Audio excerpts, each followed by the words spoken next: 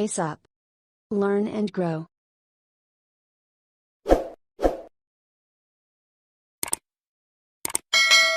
Welcome to our channel pace up. आज हम देखने वाले हैं अपना next topic pedagogy of school subjects के अंदर deductive method of teaching mathematics.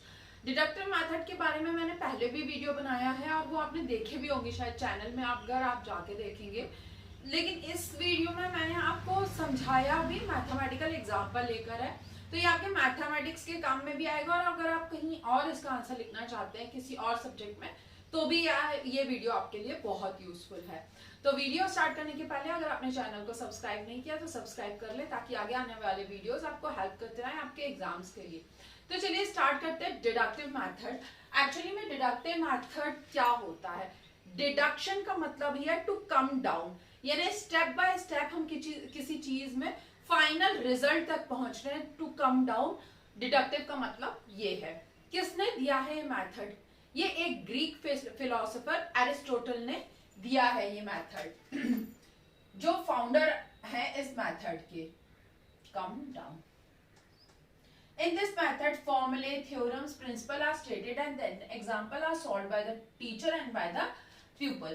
सबसे पहले फॉर्मूले, थ्योरम्स, कुछ प्रिंसिपल्स टीचर के द्वारा सिखाए जाते हैं बच्चों को। उनके बेसिस पे एग्जाम्पल सॉल्व किए जाते हैं और फिर बच्चे उसको सॉल्व करते हैं। प्यूपल का मतलब यहाँ पर है स्टूडेंट्स। ये इंडक्टिव मेथड के ऑपोजिट है। ये जनरलाइजेशन टू स्पेसिफिकेशन की तरफ जाता है। जनरलाइजेशन टू स्पेसिफिकेशन मतलब एक जनरल किसी चीज का फॉर्मूला है, मान लीजिए एरिया ऑफ सर्कल का, तो वो जनरलाइज्ड फॉर्मूला है। और अगर आपको किसी क्वेश्चन में बोल रहा है find the area of a circle with radius this this this, तो आप उस फॉर्मूले को यूज करके स्पेसिफिक उस पर्टिकुलर रेडियस का आप आंसर निकाल सकते हैं। तो ये इसलिए जनरलाइजेशन टू स्पेसिफिकेशन की तरफ काम करता है। Example area of circle. अब स्टेप्स देखते हैं, स्टेप्स में हमें कैसे कैसे चलना होता है। पहला, to find given things in the problems और द एग्जाम्पल। सबसे पहले जो क्वेश्चन में दिया गया है, मान लीजिए मैं एक एग्जाम्पल ले लेती हूँ कि आपको एक क्वेश्चन दिया है, find area of circle with radius 2 centimetre. ठीक है, अब गिवन थिंग इसमें क्या हो गई कि भाई रेडियस दिया है 2 सेंटीमीटर का। To ask question related to pupil related to the formula. अब हम जो रिकैप्सुलेशन का आपने फंडा समझा हुआ है माइक्रो टीचिंग के अंदर, हम रिकैप करेंगे बच्चे से सर्कल के बारे में, रेडियस के बारे में, डायमीटर के बारे में, और फिर धीरे से उससे फॉर्मूला पूछेंगे कि भाई एरिया का फॉर्मूला क्या होता है सर्कल का। तो ये रिकैप्सुलेशन का वर्क करेगा, रिकैप का, यानी आपने पिछला पढ़ा हुआ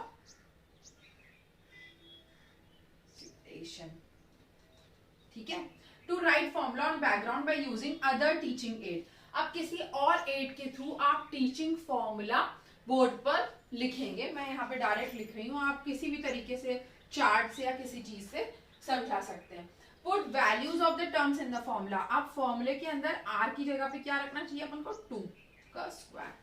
and to calculate and find the answer with unit if necessary. अगर ये 2 सेंटीमीटर में दिया है तो ये आंसर क्या हो जाएगा? 4 पाई हो जाएगा, 2 2 4, और सेंटीमीटर में आंसर आ जाएगा। तो यूनिट के साथ हमें आंसर देना है। होपफुली आपको स्टेप समझ में आ गए होंगे। कुछ डाउट हो तो आप मुझे कमेंट सेक्शन में भी कमेंट करके क्वेश्चन पूछ सकते हैं। अब इसके फायदे और नुकसान देख लेते हैं कि मेरिट्स क्या है इसके और डीमेरिट्स क्या है। सबसे पहले तो टीचर का टाइम सेव होता है as well as people, so it help to complete syllabus in time.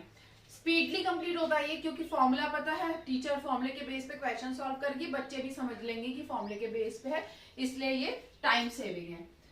Develop skill of selecting and using proper formula and law. Selection की जो स्पीड है, ये सिलेक्शन का जो स्किल है वो डेवलप होती है कि किस जगह पे कौन सा फॉर्मूला लगाना है। If the student remember the formula law, then they can solve problem independently. It saves time and develop confidence.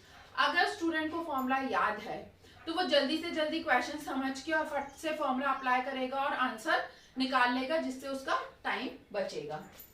To help develop logical thinking of people. Logical thinking कि भाई अगर एरिया ऑफ सर्कल बोला है तो area of circle का ही formula लगेगा, वहां आप एरिया ऑफ रेक्टेंगल का फॉर्मूला नहीं लगा सकते हैं। Psychological based method, as we can test examining the formulas, laws, principle by using it in various situation। अलग अलग वैल्यूज लेके अलग अलग सिचुएशन में, अभी तो मैंने बहुत छोटा सा क्वेश्चन लिया था, मान लीजिए आप एक रेक्टेंगल में से एक सर्कल काट रहे हैं, तो उस तरीके की क्वेश्चन आपकी साइकोलॉजिकल थिंकिंग, सोच को डेवलप करते हैं, और उस तरीके से फॉर्मूले और प्रिंसिपल को हम अलग अलग तरीके से अप्लाई करके और भी सिचुएशंस में उनको यूज करना सीख सकते हैं। तो वो टेस्ट और एग्जामिन भी हो जाता है फॉर्मूला का। हायर क्लासेस के लिए ये बहुत यूजफुल है, useful for higher classes. Help to increase speed to solve problem और एग्जाम्पल प्रॉपर्ली। पहले ही हमने बता दिया है कि भाई स्पीड बढ़ जाती है, फॉर्मूले में डायरेक्ट रखना तो इजी है, फॉर्मूले में आप रखो और आंसर निकाल लो, तो स्पीड इंक्रीज होती है। Simple and easy method to use, बिल्कुल सिंपल है और इजी है समझने के लिए और यूज करने के लिए। अब इसके कुछ नुकसान भी है, डीमेरिट्स भी है। क्या क्या है? It does not help to think and aim to increase speed of logical thinking. Logical thinking की जो स्पीड होती है तो उसको वो घटा देता है, क्योंकि वो हमें लॉजिक्स लगाना ही नहीं है, फॉर्मूले बेस्ड है, फॉर्मूला उठाना लगाना है, तो साइकोलॉजिकली तो हम सोच के कर सकते हैं, पर एक जो लॉजिक होता है ना वो नहीं यहाँ पे डेवलप होता। Sometimes student forget formula during the examination. बिल्कुल, इतने फॉर्मूलेज होते हैं, कई बार आपने अगर 11th-12th की कभी डिफरेंशिएशन, इंटीग्रेशन, ट्रिग्नोमेट्री की बुक देखी होगी तो 200-400 फॉर्मूले हैं चैप्टर्स में, 5 से 6 चैप्टर्स में, तो बहुत डिफिकल्ट होता है कई बार बच्चों के लिए सारे फॉर्मूले याद रखना और टाइम पे याद करके वो अप्लाई करना। छोटे मोटे फॉर्मूले तो ठीक है, जैसे मैंने आपको एक एग्जांपल दिया। Mechanical process does not increase interest. एक मैकेनिकल प्रोसेस की तरह है कि भाई आप फॉर्मूला रखोगे, उसमें वैल्यूज रखोगे और आंसर आ जाएगा, उसमें कोई नई चीज नहीं हो रही है, इसलिए कई बार बच्चों का इंटरेस्ट नहीं रहता है। Don't get answer to question. कई बार बच्चों के आंसर भी नहीं आ पाते हैं, हो सकता है कि वो वैल्यू गलत तरीके से कैलकुलेट कर रहे हैं, हो सकता है हमने विड्थ की तरह एरिया की जगह विड्थ रख दिया हो, विड्थ की जगह एरिया की वैल्यू रख दी हो, तो इस तरीके से भी कई बार मिस्टेक्स हो जाती हैं। Passive in nature due to absence of interest. Passive है, रुका हुआ है, इंटरेस्ट डेवलप नहीं हो रहा है, एक फिक्स चीज है और उसी के पाथ में चल रहा है, कोई नई चीज नहीं हो रही है। Not useful for primary classes. छोटे बच्चों की क्लासेस के लिए ये यूजफुल नहीं है।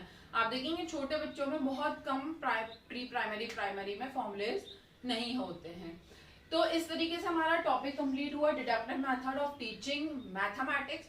होपफुली आपको पसंद आया हो। वीडियो पसंद आया तो लाइक शेयर सब्सक्राइब जरूर करें।